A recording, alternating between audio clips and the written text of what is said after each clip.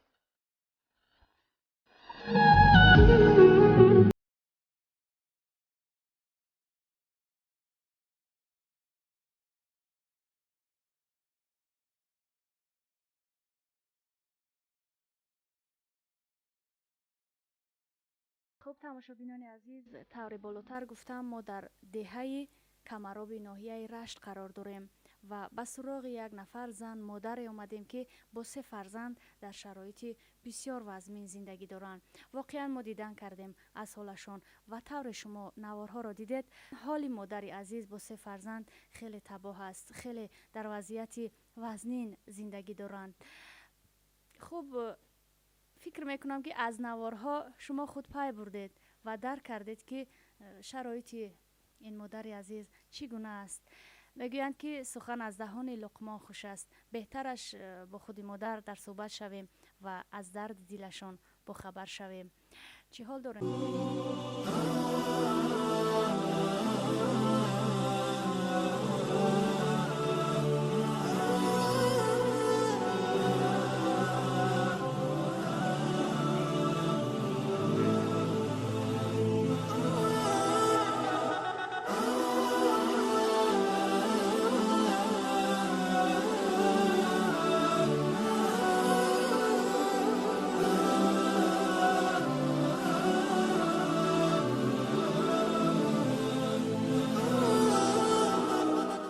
دل به دست دار که حج اکبر است، از هزاران کعبه یک دل بهتر است.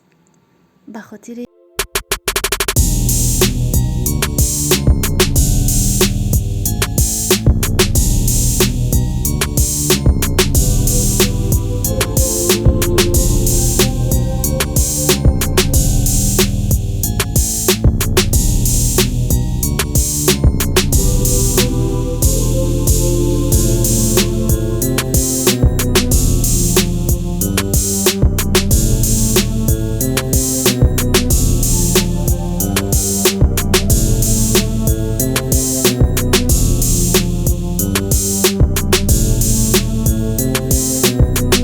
حتی نان خوردن ندارد، حتی مواد غذایی ندارد. هنگامی که ما وارد خانه این مادر شدیم، بجز کارتوشکا دیگر چیزی در خانه‌اش پیدا کرده نتوانستیم. طور خود او میگوید در این دهه جای کار نیست و نمیدونم چگونه فرزندانم را بخورانم و نمیدونم چگونه فرزندانم را به سر و لباس و مواد غذایی تامین نمایم. حالم خیلی بد است. حتی دوامی 3 روز در همین سردی ها پیچکه خانه‌ام ویران شد و من مبلغی نیافتم که آن را برده تعمیر کنم و طول 3 شبانه روز فرزندان من در این خانه ویرانه از سردی عذاب دیدن، رنج کشیدن و من همچون مادر، همچون زن دیگر نتوانستم این تقدیر بدم را، این سرنوشت پرپیچ و پردردم را تحمل کنم و به شما مراجعت کردم به خاطر که شما از حال ما با خبر شوید و طریق این نوار به دیگران نشان بدهید که در یک گوشه کشور، در یک دیار کوهستان، زن در چنین احوال زندگی دارد و نیاز به کمک و دستگیری های خلق عزیزمان دارد. من این مهاجرایی که همین نوار را تماشا میکنن، ای هوایا خواهش میکنم همین نوار را تماشا کنن، ای حال زندگی من با خبر شوم. رحمت میگم ای شما می ندارم، خیلی خواهش میکنم که دستگیریم کنی که من نمیتونم برای یگان جای کار نیست که من برم کار کنم، زندگی من پیش برم کودکام نگه کنم. هم خواهش دارم که دستگیریم کنی، خیر سخاوت کن. هم خواهش دارم هم قد یاردم کنن که هم کودکای من پوشاک ندارم، پوشاک زمستونه که به مکتب روم. دخترم 1 هفته مکتب نرفت، ای سببی که به پا پوشی بود نتونست مکتب رفته. مواد غذایی دارین در خانه؟ کارتوشکا، پیاز؟ کارتوشکا داریم تمام دیگه. یعنی غیر از کارتوشکا زندگی نداریم. غیر از کارتوشکا در خانه شما دیگه چیزی نیست؟ یگان زندگی نداریم. خواهش من همین ای که چه نزور است چون حاضره شده هم قیاردم کنن که هم یگان پوشاک یگان چی به همین کودکا را بگیریم، حساب خراکه حساب پوشاکه ندارم. خواهش من همین که ای مهاجرا که همین نوار را تماشا میکنی، همون کادی کرته در همین نوار میبینی، به همین یاردم کنی، سهمیختونا بگذاره. خیر سخاوت کرده باشه به همه نوار تماشا کنه، به همه کادی کرده روان کنه. و میخواهم که یک دعای نیک بدهید به همه آن نفرانی که این نوار رو تماشا میکنن، به آنهایی که خب اگر کمک هم نمیکنن اقلا دعای نیک سخن خوب میگویند، به آنهایی که برنامه های ما رو تماشا میکنن. مرحمت. دعای من همیه که همه آدمایی که همه نوار تماشا مینن اوی دستگیری میکنن، خداوند در پناه خود نگهبانشو باشه، روزی خوش بینن، زندگی آرام، تنی صحت، دلی بیغم ببینن. دعای من این همیه و همه آدمایی که دستگیری میکنن. تمنای من و ما و تمامی زحمتکشان برنامه خیال سبز نیز همین است: صحتمندی، سلامتی، سربلندی، خانه آبادی، خوشبختی و به درد و به غم بودن شما تماشابینان و هموطنان عزتمندم. بگذار در خاندانتان فیض و برکت، مهر و محبت، همدلی و همدیگر فهمی و محبت و صداقت حکمران باشد. بگذار همیشه مردان عزیز تاجیک که با ننگ و با ناموس هستند بالای سر فرزندانشان ستون خاندان باشند، سایبان باشند و مسئولیت خیش را حس کرده نگهبین کنند فرزندانشان را. آرزو میکنم که مادران همیشه به درد باشند و اشک چشمانشان را هرگز ما نبینیم. هرگز زن و فرزندانشان را تنها نگذارند و نگذارند که همسرشان، فرزندانشان رنج بینند، درد بینند، سختی و پستی و چنین احوال را ببینند. تا دیدار دیگر در پناه خدا. میگه که خداوند خشم سرگردون شده شهر به این راه خیف و خطر برف گپی من رد نکرده اومدیم. دعای ما همیشه خداوند در پناه نگهبان تو باشه،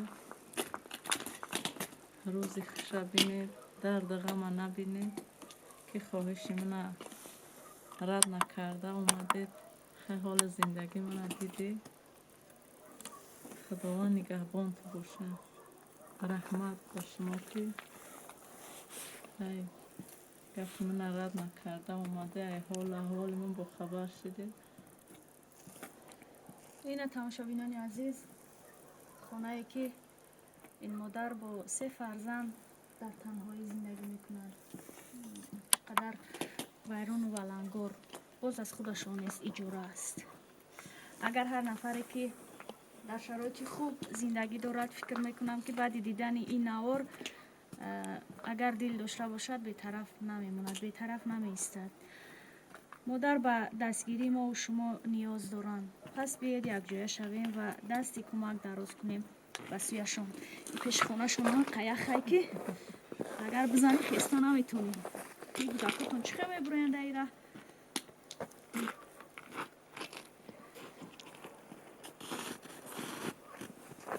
این از در میبرم